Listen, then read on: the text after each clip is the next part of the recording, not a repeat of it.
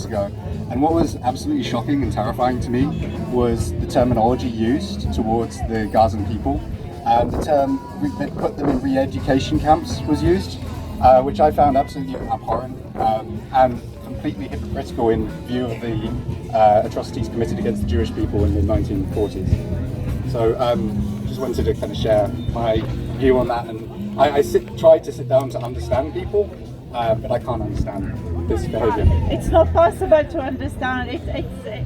This is what colonialists are. They're so white supremacists. They are so entitled that the whole concept of the people that they exploit, that that the land they stole. I among other things, I trained as an electrician, and I volunteered to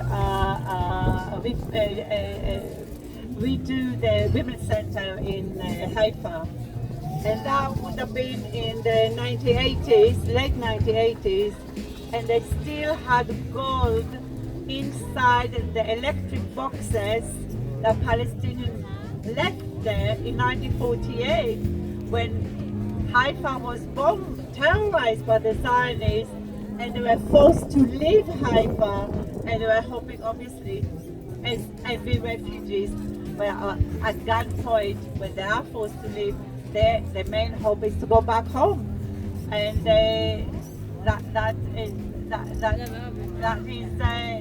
absolutely outrageous, and but the hate of the Israelis is so deep, because can you imagine how many Israelis? I had relatives who lived in Jerusalem in a house stolen for Palestine in 1948.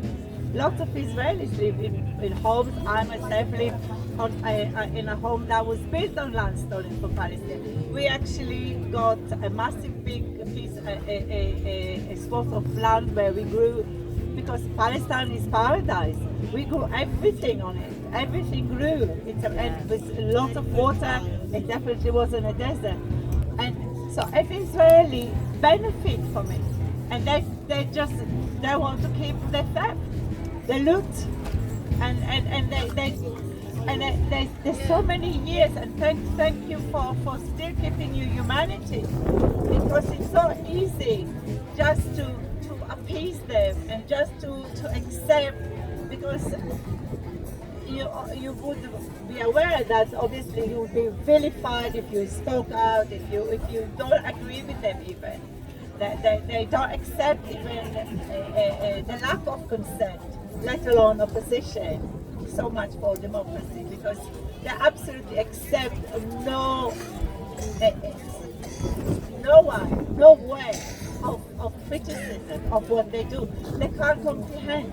And of course, as what you said, the worst is that they're in denial, they're in Holocaust denial of the Holocaust that Israel is doing in Gaza, and they're in denial that the Holocaust that Israel is doing in Gaza is no less than the Holocaust that exterminated my family and the families of others.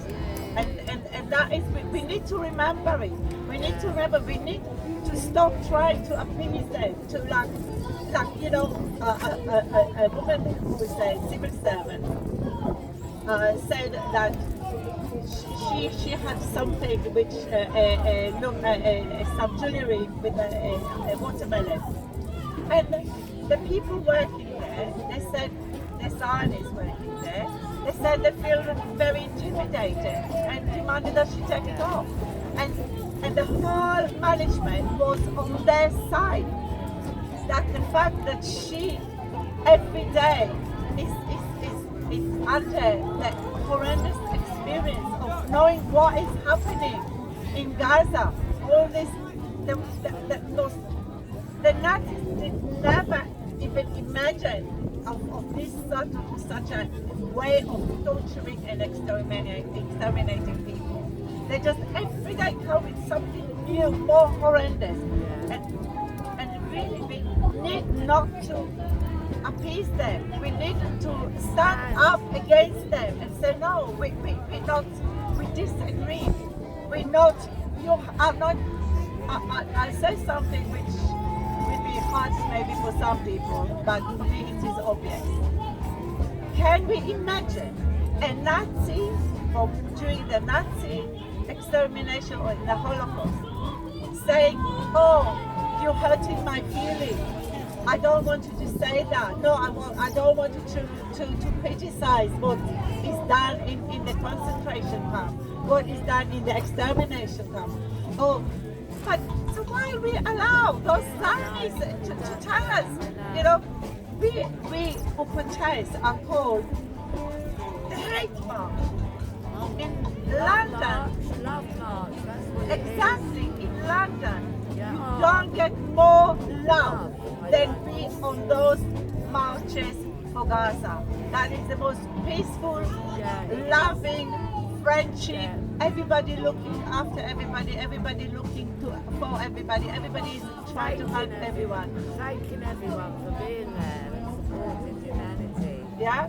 It's a lovely feeling. Yes, you do feel the love, yeah? Amazing energy, amazing vibe, everything. So it's really, and they try to, the two With women, the riots that's been happening, that is the problem. They're not talking about the riots. Tommy Robinson. That is a riot. That's a but Tommy Robinson is through and through Israeli agent, is paid, his lawyer, he's paid by Zionists $10,000 a month. Yeah, I know. Yeah. His lawyer is from the Jewish Board of Deputies. He was in the he was trained with the IDF, with the Israeli terrorist force. He's totally working at the behalf and the behest of Israel. Look at what Palestine. Okay, so they call Hamas terrorists. Sorry? I said they call Hamas terrorists. And my question to those people is, what makes the IDF less terrorist than Hamas? Of course, the Israeli army is terrorism. And Hamas, first of all, it's a branch of a Palestinian group. But it's really important to remember, Hamas was created not long ago, relatively, historically, only in 1987, in December 1987. That's when it was created. So until 1987, Israel was doing the ethnic cleansing. Israel was terrorizing Palestinians. If you read about places like Gibeon, because people more hear about like Saba and Shatila massacre, but Israel was creating a routinely extermination of Palestinian communities. But just about Hamas, one more point. Hamas was created by Israel in 1987. The aim was to weaken the PLO. That was its aim. They wanted to split the Palestinians, and to some degree they succeeded. But I wanted to quote Zomlot because he said during an interview something that is so true. Like, because obviously the interviewer was pushing on Hamas, you know, and he said that the Hamas is just a product of Zionism, of what's happening, of the oppression.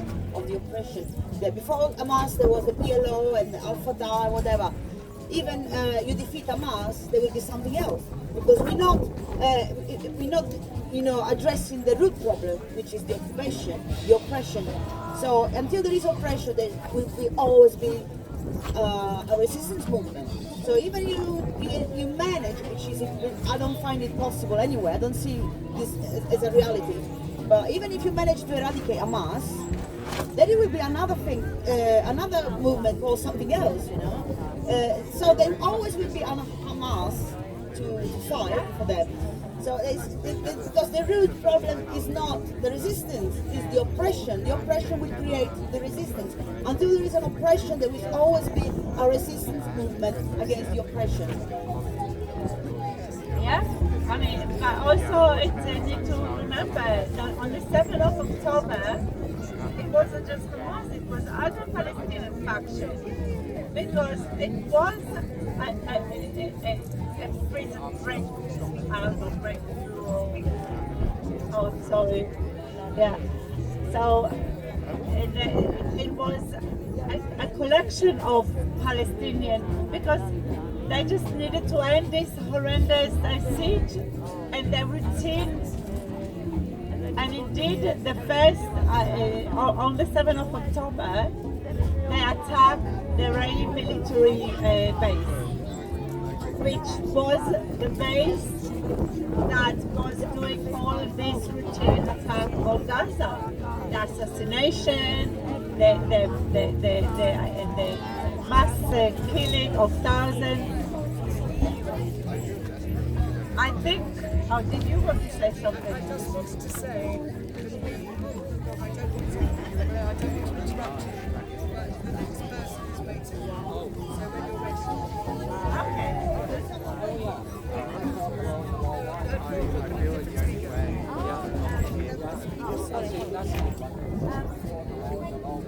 Very much, Gail, for giving us a lovely.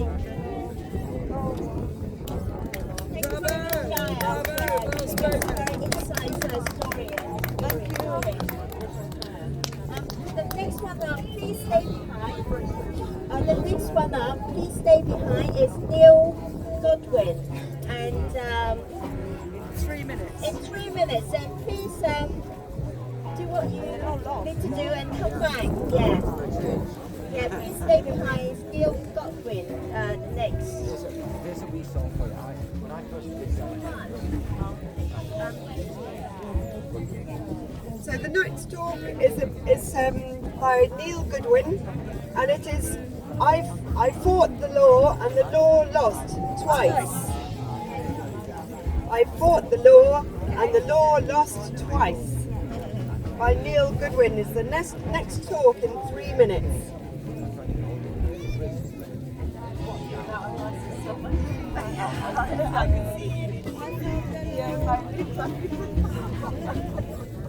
Thank you so much. That was a really.